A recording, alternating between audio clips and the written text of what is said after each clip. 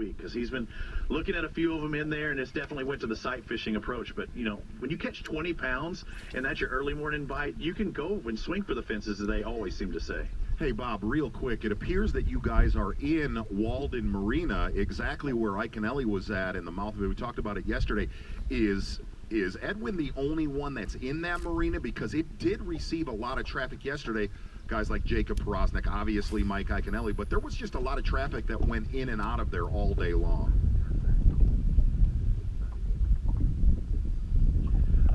I don't know exactly where Ike was in the marina, but yes, we are in Walden Marina. It looks like if he was there near these boat docks, it's the same spot. I saw one guy fishing in the boat docks themselves, but yeah, up in the shallow water areas, he's the only one fishing.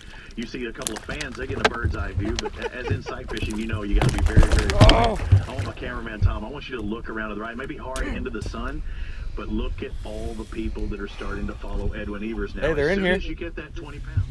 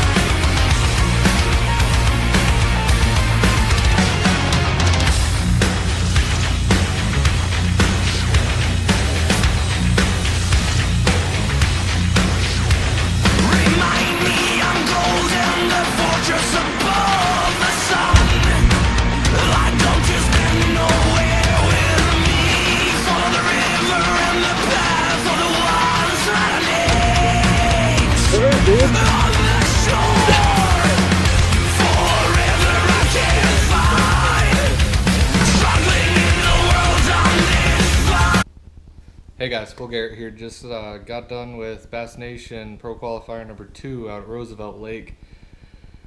Oh, got my freaking butt kicked. Big piece of humble pie. Fished a tournament the weekend prior. Kind of had a little bit of a flipping bite going. Figured I could keep that going into this weekend. That was not there. Caught one fish on a shaky head and one fish on a Ned rig. And those were the only 2 fish that I had all day. Wouldn't really change anything that I did. I wish I would have ran to the main lake to find clearer water a lot sooner. That's where we ended up finally getting bit.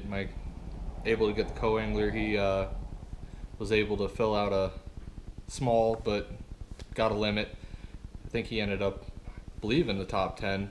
Haven't seen the official standings yet, but from what we're guessing for what check rate was, I think he ended up cracking the top 10, so he got a decent amount of points out of that, so I'm happy. At least somebody was able to catch him. Ended up really fishing hard, trying to fish clean. I had one fish come off. From what I saw, probably would have gone high 3s, might have touched a 4. Just didn't. It ate it weird. Picked up a drop shot, swam off with it. Kind of gave it a half-hearted hook set because it was weird. I felt like I was going through a brush, which I'd been doing all day. So didn't really figure out that I had a bite till it was pretty much swimming off, and I didn't get a good hook set in her. But you know, hey, can't really do anything about that now. Wanted to kind of just make this short, sweet. By the way, today is Bassmaster Classic Day. Congrats to Mr. Jordan Lee. Almost cracking a 30-pound bag today. Freaking nuts. Guy goes out and I believe 15th place starting today. Goes and wins the thing. Absolutely nuts. Good job to him. That's huge. Awesome to see a guy that came through the college ranks getting into the pros and winning the biggest stage possible. That's just absolutely nuts. Also, being that I'm fishing the Bass Nation stuff, it was so cool to see 2 guys that qualified through Bass Nation be able to go to the Classic and actually perform the way that they did. So kudos to those 2 guys. That was huge. Kind of made it a little bit more surreal as far as, you know, what I'm trying to accomplish and being able to get to the Classic and being able to at some point in my life be able to go and fish the elites, being able to go qualify through all the opens that I can get to. So that was really cool. Awesome day. Live coverage by Bass, spot on as always. That stuff's on a weekend. You can pretty much count me out. I mean, you guys will probably see it in the video. I even had it live streaming in the boat on tournament day. So me and the co-angler kind of were able to take our minds off of terrible fishing and at least be able to cheer on some guys. So that was pretty cool. But wanted to kind of go over the 2 fish I caught on 2 separate things. Didn't really have anything going, but figured, heck, I'll show it anyways. First fish I caught on, which me and the co-angler ended up having a double hookup. I boated mine, he missed his, which kind of sucks because neither of us were able to really help each other out there. But first fish I caught on, just striking, watermelon red. Nothing too crazy, good old shaky head. I can thank Ike actually for the first day of the classic with that. I was like, you know what, that's probably not a bad idea. I'm gonna go drag a shaky head around. I don't know why. I used to throw them a lot, kind of got away from it, and then I figured, what the heck, I'll give that a shot. So that was first fish, was able to come off of that little guy there. Again, nothing too special. The other one, I haven't thrown a whole lot of this, and it's a cool little technique. I mean, you guys, I'm sure, are familiar with the Ned rig. But that little guy right there is what boated all 5 of my co-anglers' fish on like a stretch of maybe 100 yards. We found a cove that fish were moving into, getting ready to spawn. It didn't seem like, because we went in the back of it, there wasn't a bed there, nothing going on at all. So we kind of pulled back just a little bit. They weren't at the mouth of the cove. We didn't even get bit there. Moved to probably about 3/4 back of the way into that cove, and all of a sudden we'd start getting on fish. I lost that 4 there. I had another bite that I missed there. He caught all 5 of his, and I boated 1 on it.